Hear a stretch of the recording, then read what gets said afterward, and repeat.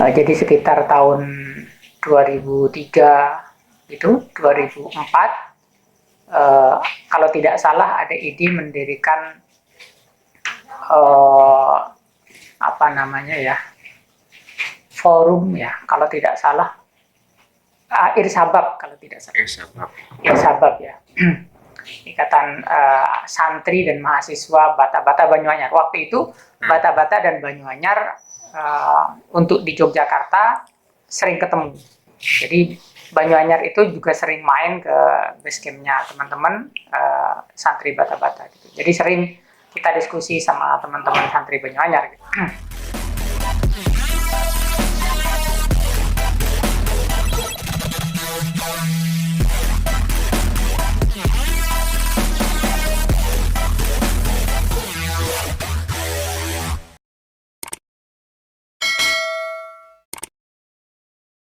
Assalamualaikum warahmatullahi wabarakatuh. Selamat datang di channel Imaba Yogyakarta, yang mana bertepatan kali ini kita melakukan podcast 2 kali. Yang pertama sudah dilakukan dari bulan kemarin.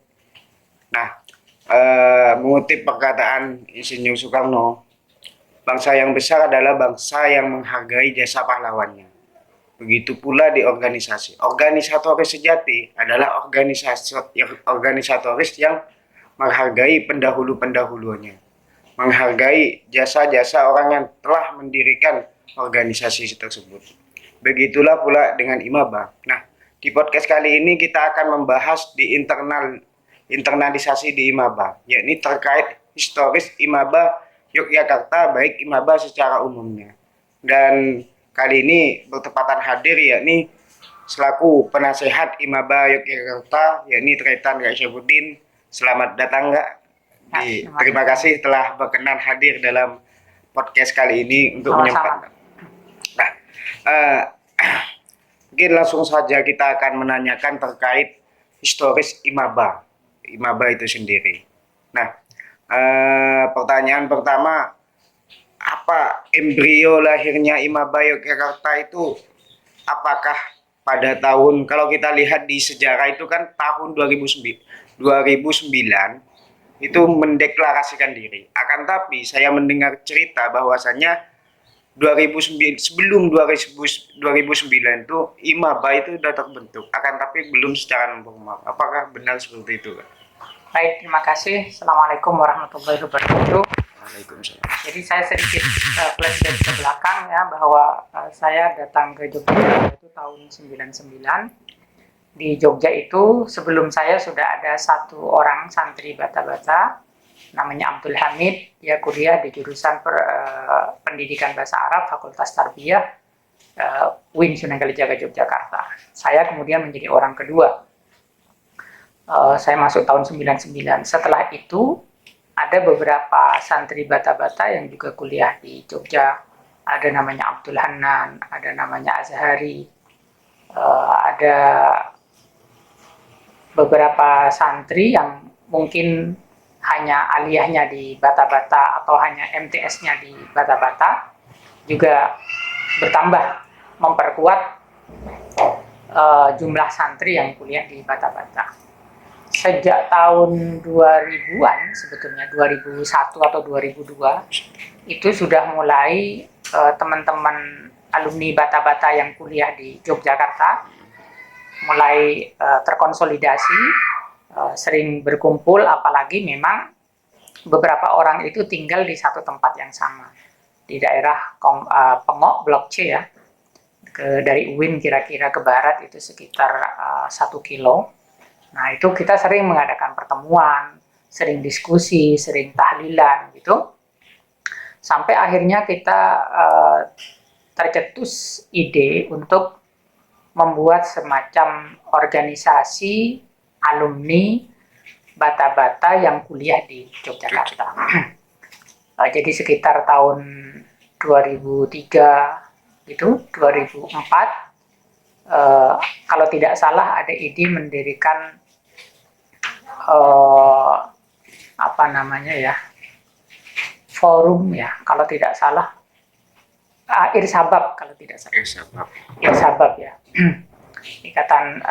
Santri dan Mahasiswa Bata-Bata Banyuanyar. Waktu itu Bata-Bata dan Banyuanyar untuk di Yogyakarta sering ketemu. Jadi Banyuanyar itu juga sering main ke basecampnya teman-teman santri Bata-Bata gitu. Jadi sering kita diskusi sama teman-teman santri Banyuanyar gitu. Dan pada tahun 2005 itu berdirilah IMABA pusat. Ya, kongres pertama waktu itu dilaksanakan di pondok pesantren Bata-Bata. Padahal sebelum itu di Jogja sebetulnya sudah sering terjadi diskusi, kegiatan-kegiatan, dan sudah terbentuk sih sebetulnya semacam koordinator, tapi belum resmi begitu. Waktu itu memang saya yang paling banyak seakan-akan seperti koordinator gitu ya. Pada tahun 2005 saya kemudian menjadi sekjen IMABA pertama di kongres pertama IMABA di pondok itu. Dan nama IMABA itu kan awalnya banyak juga usulan nama yang berbeda, termasuk usulan dari Jogja itu kalau tidak salah itu ya nama yang awalnya digadang-gadang untuk dijadikan nama organisasi seluruh alumni Bata-Bata yang menjadi mahasiswa gitu. Nah, sejak saya menjadi sekjen, maka di Jogja itu kemudian diserahkan kepada Abdul Hanan, koordinatornya lah. Dan Abdul Hanan itu adalah sekretaris panitia kongres pertama IMABA. Jadi ketuanya Abdul Adim, ketua panitianya adalah Abdul Adim, sekretarisnya adalah atau sekjennya adalah Abdul Hanan. Nah, kemudian nanti Abdul Adim menjadi ketua IMABA pertama. Sekjennya saya. Nah itu. Jadi Abdul Hanan. Nah, Abdul Hanan itu kemudian menjadi koordinator IMABA Jogja. Secara resmi. Iya, secara resmi diakui oleh teman-teman, tetapi karena organisasi IMABA waktu itu baru merintis kan, baru berdiri, tentu secara administrasi, secara manajemen itu belum tertata dengan baik, sehingga belum ada SK dari pusat seperti layaknya sekarang. Ada SK untuk Korwil ya. Istilahnya Korwil itu sekarang tertata dengan baik. Waktu itu belum. Nah, Abdul Hanan inilah yang mengkoordinir teman-teman santri alumni yang ada di Bata-Bata, santri Bata-Bata yang ada di Yogyakarta gitu. Baru kemudian pada tahun 2009 itu dari Abdul Hanan berpindah ke Muhammad Juri. Habis setelah jadi langsung ke Juri. Karena saya pun menjadi sekjen itu dari 2005 sampai 2009. Jadi mungkin kalau sekarang berapa perubahannya? Tiap tahun berubah? Tiap tahun juga kan. Atau tiap 2 tahun atau berapa? Yang DPP.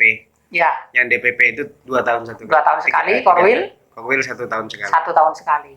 Nah dulu IMABA itu karena masih merintis ya tentu pergantiannya tidak bisa secepat itu. Apalagi belum banyak dulu anggotanya. Jadi saya itu jadi sekjen dengan Abdul Adim ketuanya itu dari 2005 sampai 2009. 4 tahun gitu. 4 tahun.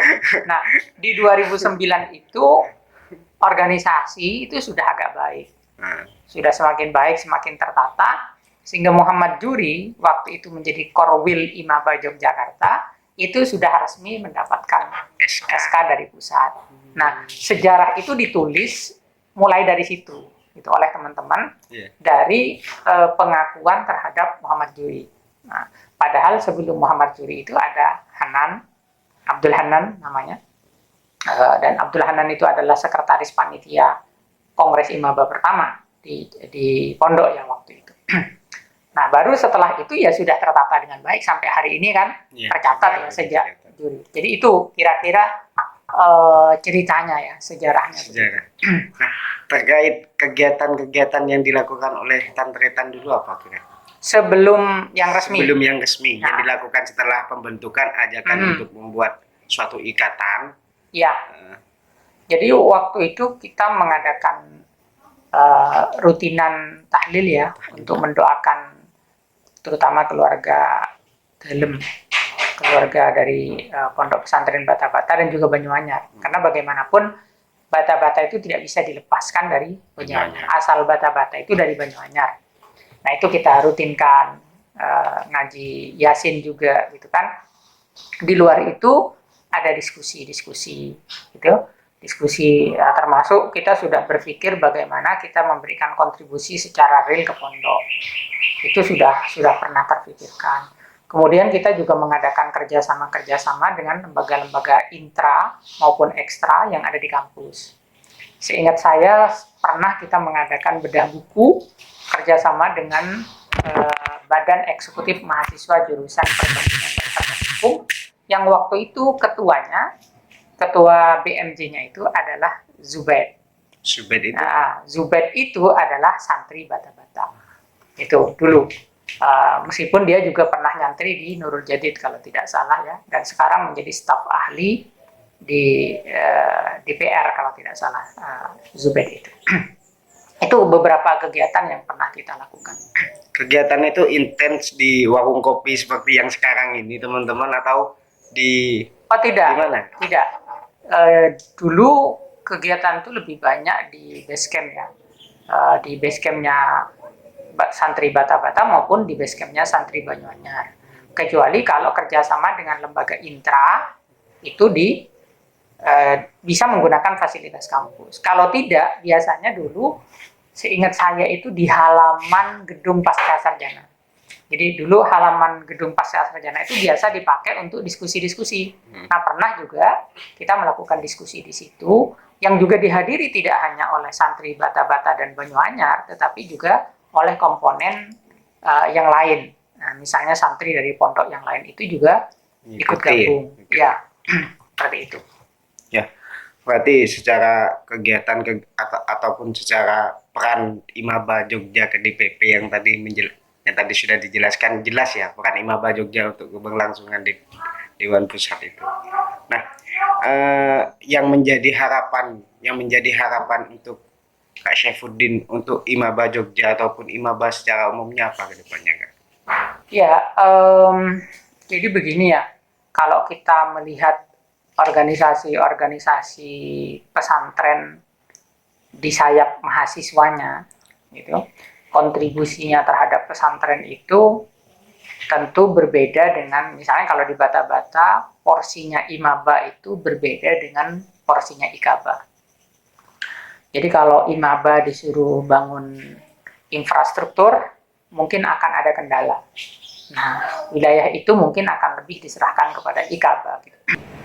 Jadi kalau kita lihat ya pondok-pondok, kita ambil contoh misalnya Gontor itu, alumni yang menjadi mahasiswa itu sudah punya jaringan, sehingga alumni-alumni itu bisa menyebarkan ide-ide dengan menggunakan nama Gontor di bawahnya misalnya.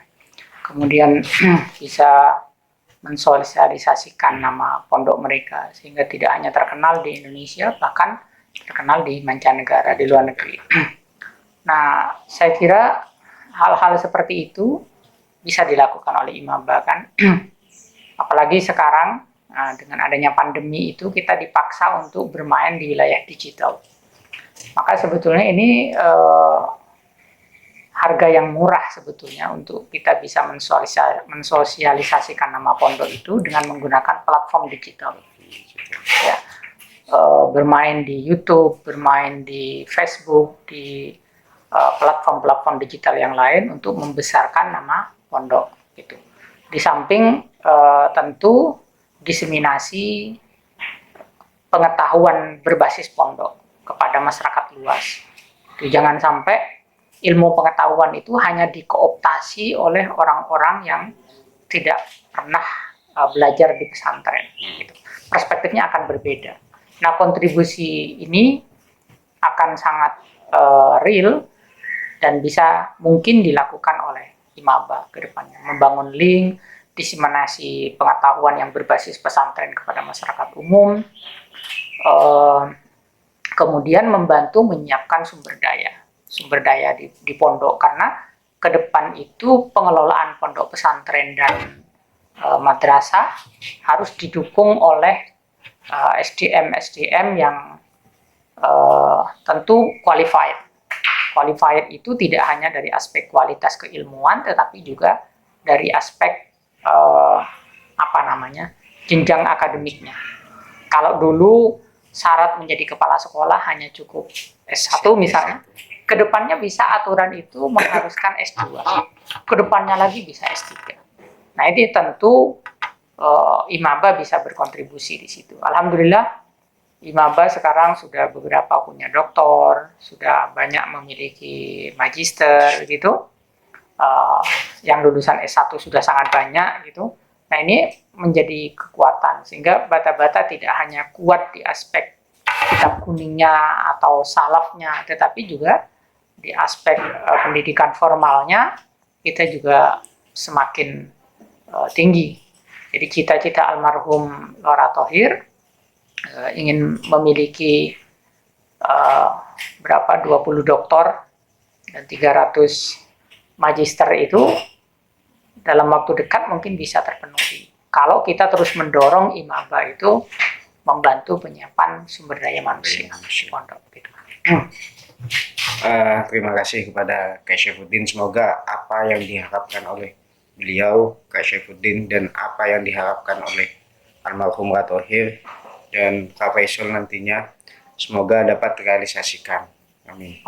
Nah, terima kasih Kak atas wejangannya yang telah meluruskan sejarah untuk menjadi pegangan kita untuk ke depan. Nah, terima kasih kepada Retan channel IMABA Yogyakarta. Kita akhiri, wallahul musta'an ila sabilir rahman. Assalamualaikum warahmatullahi wabarakatuh. Salam IMABA Jaya.